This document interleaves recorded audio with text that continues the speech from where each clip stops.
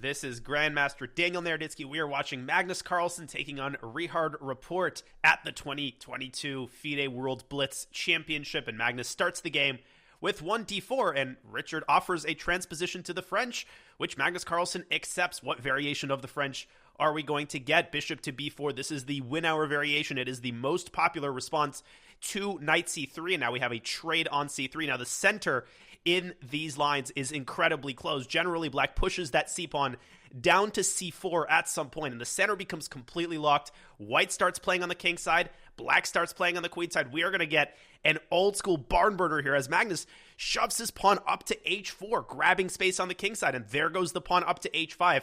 Richard prevents its progress by playing h6. You don't want to let white go h6 in these types of positions and weaken the dark square complex on the king side. The players continuing to develop their pieces, the bishop coming out to b5 with check, and now dropping back to d3. Magnus making sure that he keeps his bishop pair alive, and there is that c4 move.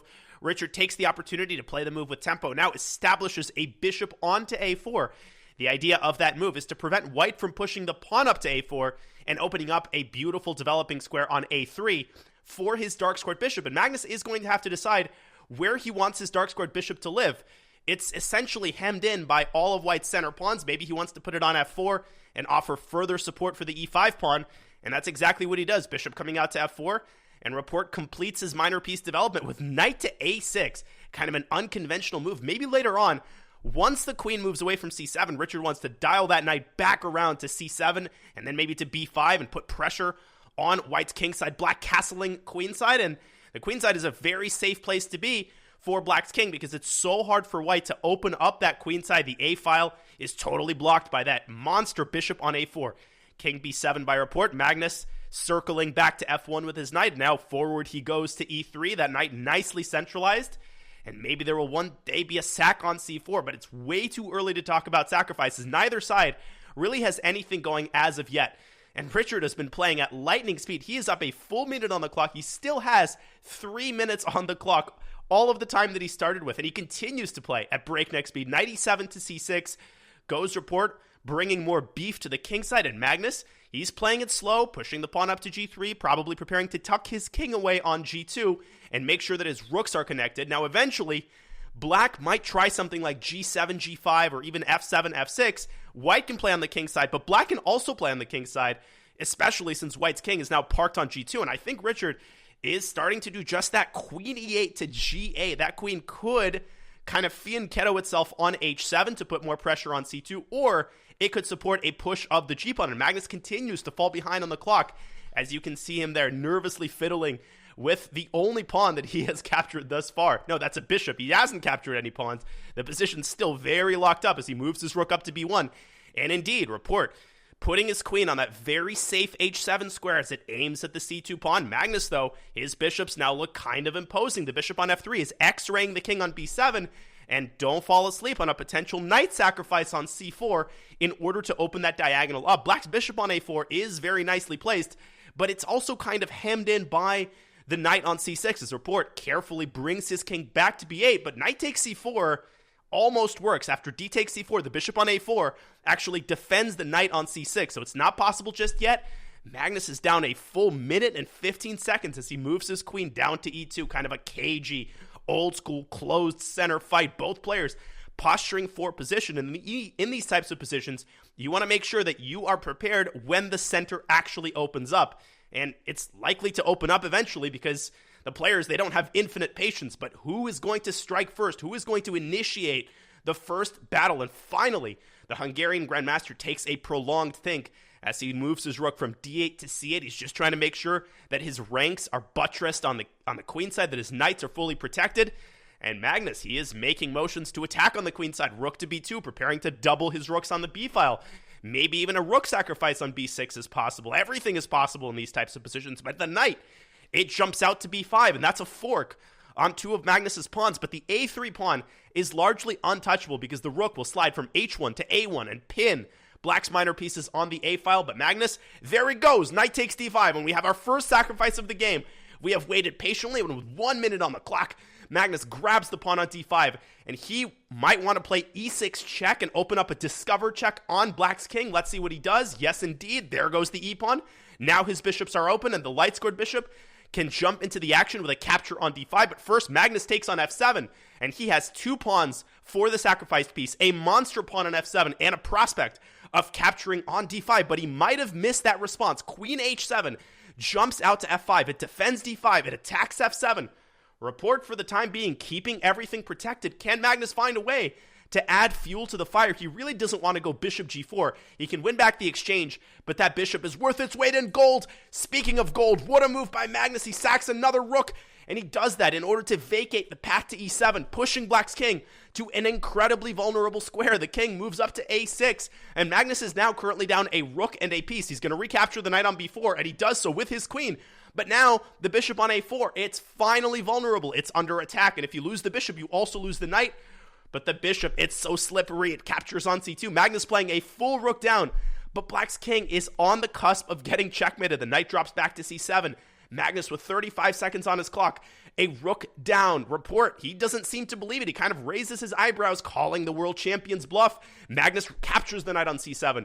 And now, the bishop drops back to f4. Rapport did not recapture. He instead targets the bishop on f3, and now he can win the rook on h1 with a check on e4. Will he win that rook in the corner?